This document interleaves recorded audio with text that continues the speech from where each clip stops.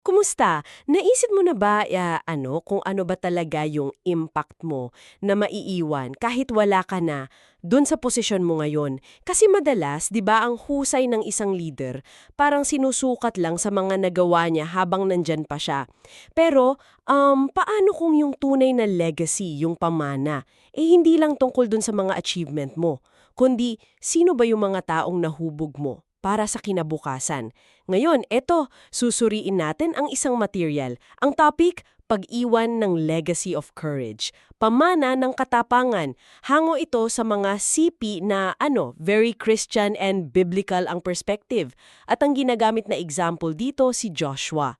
Titingnan natin kung paano nga ba yung tapang na galing sa faith na ipapasa at paano siya nagpapatuloy. Sige, simulan na nating himayin to para sa'yo. Oo nga. At ang ganda nito kasi hindi lang tayo titingin sa teorya, 'di ba? Ang gagawin natin, bubusiin talaga natin yung pinagkaiba ng impluwensyang panandalian lang kumpara doon sa epekto na pangmatagalan. Titingnan natin kung paanong ang isang leader tulad ni Joshua ay naging instrumento siya hindi lang para manalo sa mga laban, kundi para magpatuloy yung isang klase ng pamumuno. What's fascinating here is paano kaya ito magiging applicable sa'yo sa sitwasyon mo ngayon? Practical ba to? Unahin natin siguro ano ba talaga itong pamana o legacy na sinasabi dito. Kasi 'di ba, kadalasan pag narinig natin 'yan, ang naiisip agad mga buildings, kayamanan o sikat na pangalan. Ganon. Pero iba raw yung tinitingnan nitong material. Tama ka, tama. Ayon dito sa ating pinag-uusapan, mas organic daw siya. Saka relational. Hindi siya yung pagpapatayo ng mga, alam yon, monumento, kundi parang pagtatanim. Pagtatanim ng spiritual at cultural seeds. Ito yung pagpapasa ng values, ng wisdom, ng pananampalataya, at lalo na, ito yung focus natin, katapangan. Binanggit nga dito yung mga patriarchs, di ba? Sina Abraham, Isaac, Jacob. Yung legacy nila, hindi lang yung lahi nila kundi yung tipan, yung pagkakilala sa Diyos na itinuro nila. Pati yung nasa Psalm 78 na parang obligasyon ng isang henerasyon na ikwento sa susunod yung mga gawa ng Panginoon. Active transmission to, hindi lang pagpe-preserve ng history. Okay. So parang yung sinasabi nilang ripple effect, yung bato na hinulog mo sa tubig, hindi lang yung bato mismo, yung direct action mo ang legacy, kundi lahat ng mga alon, yung circles na lumalawak, yung impluwensya mo sa iba na sila naman may naimpluwensyahan pang iba pa. Gets ko. At ito yung interesanting. Sinasabi rito na ang katapangan daw para kumalat at maging tunay na pamana, kailangan mong ipakita, i-model mo, tapos alagaan, bigyang halaga, para mahawa yung iba. Eksakto. Kailangan i-celebrate, ika nga. Kasi pag nakita ng iba na, uy, posible pala to. Posible palang maging matapang kahit mahirap. Doon nagsisimula yung pagkalat. At ano yung panganib? Yung sinasabi ritong short-term focus. Yung pressure na laging may resulta agad. Now na. Dahil dyan, maraming leader daw nagiging indispensable. As in, hindi mapapalitan. Siya lang ang nakakaalam. Pero hindi sila reproducible. Hindi sila nakakapag-produce ng kapalit. Nakakalimutan yung pag-develop ng future leaders. Ah, delikado yun. Oo, nagiging leader-dependent tuloy yung grupo o organisasyon. Para yung example dito, magsasaka ka nga, pero focus ka lang sa ani ngayon. Hindi ka naghahanda ng lupa para next year o hindi mo tinuturuan yung anak mo. Ang tunay daw na sukat ng leadership, hindi lang yung influence mo ngayon, kundi yung lalim ng impact mo sa future. Okay, malinaw yon.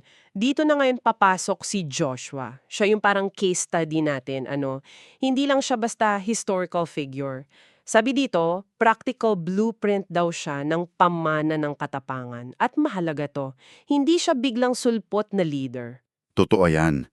Mahabang panahon yung preparation niya sa ilalim ni Moses. Naging attendant siya or assistant. Ibig sabihin, literal, nasa tabi siya ni Moses. Nakikita niya lahat. Hindi lang yung mga public na ginagawa ni Moses, kundi pati yung mga private moments. Yung paglapit niya sa Diyos. Wow! Nasaksihan niya yung bigat ng responsibilidad. Yung hirap mamuno sa mga taong, alam mo na, palareklamo. Pero nakita rin niya yung tatag ni Moses, paano siya gumawa ng desisyon. Ang point dito, natuto si Joshua ng humility, ng obedience, sa matagal na pagsisilbi bago pa siya yung naging bida. Sabi nga rito, madalas yung pinakamagagaling na leader nagsimula bilang tapat na tagasunod, masigasig na estudyante. Tapos, di ba yung unang malaking test ng tapang niya, yung spy mission sa Canaan, Numbers 13 to 14 yun, di ba? Laban sa 10 espiya na puro takot ang dala. May higante, ang lalaki ng pader, ganyan. Sila ni Caleb, iba yung sinabi nila. Ang pinanghawakan nila hindi yung mga balakid, kundi yung promise ni God. Grabe yung tapang na yun, na tumayo at sabihing, kayang-kaya natin yan kasi kasama natin ng Panginoon. Laban sa popular opinion yun. Oo, imagine mo yun, tapang na kontra-agos. At dahil nga doon sa faith at courage na yon, sila lang ni Caleb sa generation nila ang pinangako ang makakapasok sa promised land. Malaking bagay yon. Tapos isa pang importanting point dito, yung public commissioning niya. Hindi patago gilawa. Sa harap ng buong bayan, pinasa ni Moses yung leadership kay Joshua. Utos ng Diyos yun eh. Bakit importante yung public aspect? Ano yung significance nun? Para sa legitimacy. Para clear sa lahat kung sino na yung bagong leader. Para rin bigyan ng authority at confidence si Joshua. Isipin mo, si Moses, kahit gustong-gusto niyang pumasok sa Canaan, sinunod niya yung Diyos. Inangat niya si Joshua. Selfless act yun eh. Pinapakita yung commitment sa mission, mas mataas kesa personal na gusto. Grabe, talagang legacy building yon on Moses' part. Tapos siyempre, yung mismong utos na ng Diyos kay Joshua. Joshua chapter 1, 3 beses inulit, be strong and courageous. Magpakatatag ka at lakasan mo ang iyong loob. Pero hindi lang siya basta pampalakas sa loob lang, may kasama siyang actions. Una, tapang para kumilos. Pamunuan mo yung bayan papasok sa lupain. Action talaga. Pangalawa, tapang para sumunod. Sundin mo lahat ng kautusan. Walang labis, walang kulang. Moral courage to. Pangatlo, tapang para magnilay. Pagbulay-bulayan mo yung salita ng Diyos araw at gabi. Disiplina to eh. At pang-apat, yung pinaka-source ng lahat. Tapang mula sa presensya ng Diyos. Sapagkat ang Panginoon mong Diyos ay kasama mo saan ka man magpunta. Hindi self-reliance, divine partnership. Tama. At kitang-kita natin yung mga yan sa mga ginawa niya, di ba? Maraming examples eh. Halimbawa yung tapang sa pagsunod. Kahit weird yung utos. Tulad nung sa Jericho. Sino ba namang mag-aakala na pagmarcha lang tapos sigaw, babagsak yung pader? Oo nga, parang ang layo sa military strategy. Pero dahil utos ng Diyos, ginawa niya. With faith. Tapos yung tapang na harapin yung mali. Moral courage yun. Nandun sa kaso ni Achan. Kailangan i-address yung kasalanan sa kampo kahit mahirap para bumalik yung favor ni God. Mahalaga yun, hindi pwedeng palampasin. Tapos, yung tapang sa panalangin. Grabe yung pagpapatigil niya sa araw para lang matapis yung laban. Bold faith yun. Sobrang wild nun. At syempre, yung tapang na tapusin yung misyon. Yung matiagang paghahati-hati ng lupain sa bawat tribo. Hindi lang siya nanakop. Tinulungan niyang magka-identity at purpose yung Israel. At yung farewell speech niya, Joshua 24, napaka-powerful, hindi niya binida yung mga nagawa niya eh. Ang ginawa niya, pinaalala niya yung katapatan ng Diyos. Tapos nag-iwan siya ng hamon at deklarasyon, pumili kayo ngayon kung sinong paglilingkuran niyo. Pero ako at ang aking sambahayan, sa Panginoon kami maglilingkod. Grabe! Yun yung legacy statement niya, unwavering commitment sa Diyos. Oo. At ano yung resulta? Sabi sa verse 31, naglingkod ang Israel sa Panginoon sa lahat ng araw ni Joshua at sa lahat ng araw ng matatandang nabuhay pa pagkamatay ni Joshua. Malino yung impact, di ba? Lumagpas sa buhay niya. Ito yung pamanan ng katapangan na pinag-uusapan natin. Talagang pangmatagalan. At yung pangmatagalang epekto na yan, hindi yan tsamba. Dito na pumapasok yung sining ng pagsasalin ng pamumuno, succession, mentoring. Ito yung critical part para maging reproducible ka, hindi lang indispensable. Ito yung madalas ma-miss out eh, kasi busy tayo sa ngayon. Paano ba ito ginagawa? Base sa mga principles na nakita natin kina Moses at Joshua, halimbawa. Ano yung mga patterns? May ilang lumilitaw dito sa material. Una, madalas may divine appointment, may gabay ng Diyos sa pagpili. Hindi lang human selection. Pangalawa, yung intentional investment at proximity. Hindi ito basta-basta lang. Kailangan ng oras, effort, pagbabahagi ng puso't isip. Tingnan mo si Moses at Joshua, dekada yon. Si Elijah at Elisha, sumunod talaga si Elisha. Si Jesus at ang disipulo, 3 taon, kasama araw-araw. Oo nga, yung time investment, grabe. Pangatlo, empowerment at delegation.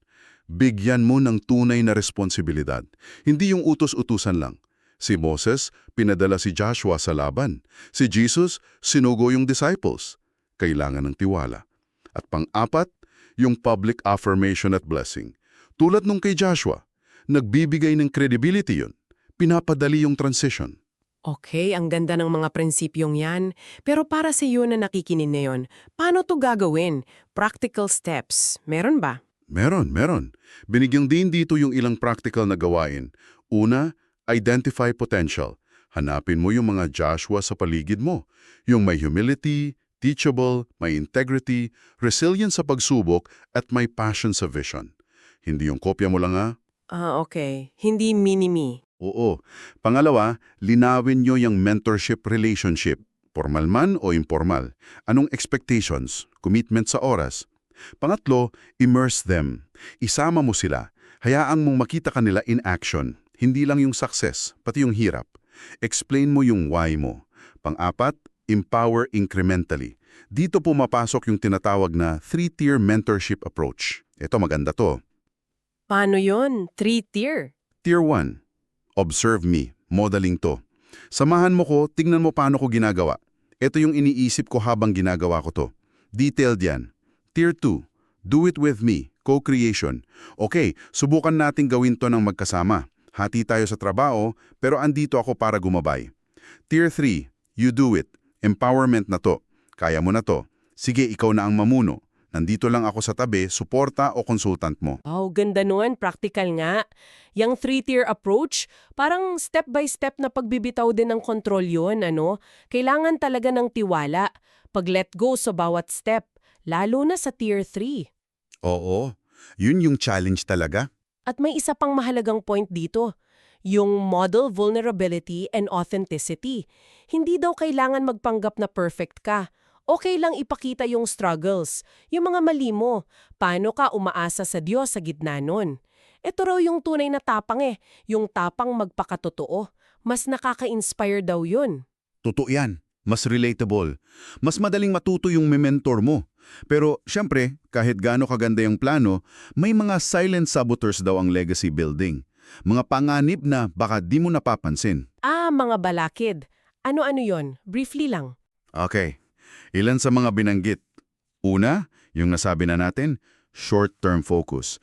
Laging naghahabol sa ngayon, nakakalimutan yung bukas. Pangalawa, neglecting future leaders. Ayaw mag-train ng kapalit.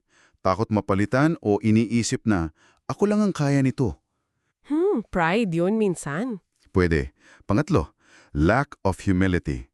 Ayaw makinig, ayaw makorekt, laging siya ang bida. Pang-apat, compromise of core values. Pagkompromiso sa prinsipyo para lang mas madali o para magustuhan ng tao. Pang-lima, isolation and burnout. Pagiging lone ranger, walang support system, hindi nagpapahinga, hanggang maubos. Lahat yan, pwedeng sumira sa pamanang gusto mong iwan. Kailangan ng awareness. Mahalagang mga paalala yan. Baka may isa o dalawa dyan na tumatama sa'yo ngayon. Worth reflecting on talaga. At sa huli, binabalik tayo ng material sa pundasyon, lalo na sa Christian context. Ang Diyos bilang unseen architect. Yung tapang ni Joshua, saan galing? Sa faith niya at sa promise ng presence ni God. Yung succession, madalas may divine timing din yan. Tayo bilang leader or mentor, katiwala lang tayo, kasama lang sa paggawa ng Diyos.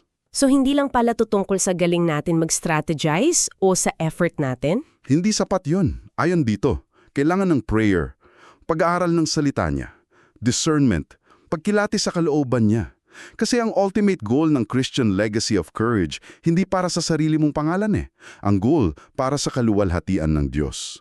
Yung mga taong nahubog natin, yung kulturang naitayo natin na may tapang at faith, dapat maging living testimonies yan ng gawa niya. Ang legacy natin, dapat sa huli, ituro sila pabalik sa Kanya. Okay. So, ano yung takeaway natin dito? Pagkatapos nating himayin lahat to. Malinaw na yung pag-iwan ng pamana ng katapangan, hindi lang siya tungkol sa personal achievements mo. Isa siyang intentional na proseso. Paghubog ng tapang, ng faith, ng leadership skills sa iba. Sa next generation, nakita natin yan kay Joshua. At lahat to nakasandal sa gabay at kapangyarihan ng Diyos. At importante itong ulitin, hindi lang to para sa mga nasa top na posisyon. Kahit nasaan ka man ngayon, sa pamilya mo, sa trabaho, sa community, sa barkada mo, may influence ka eh. May mga tao kang pwedeng palakasin. Yung konsepto ng legacy map na nabanggit dito, yung pagiging intentional sa pag-define ng values mo, pagpili ng tuturuan mo, pagtanim nito sa environment mo, practical yun. Pwede mong gamitin. Bilang panghuli, eto, iiwan namin sa iyo ang isang tanong. Para pagnilayan mo, hindi kailangan laging malaki agad yung hakbang. Base sa napag-usapan natin tungkol sa intentionality, sa pagmomodel ng tapang, ang tanong ay, ano ang isang maliit na hakbang, gaano man kaliit, na pwede mong gawin ngayon o siguro sa susunod na 24 hours para simulang iukit yung sarili mong legacy of courage hanggang sa susunod nating pagtalakay?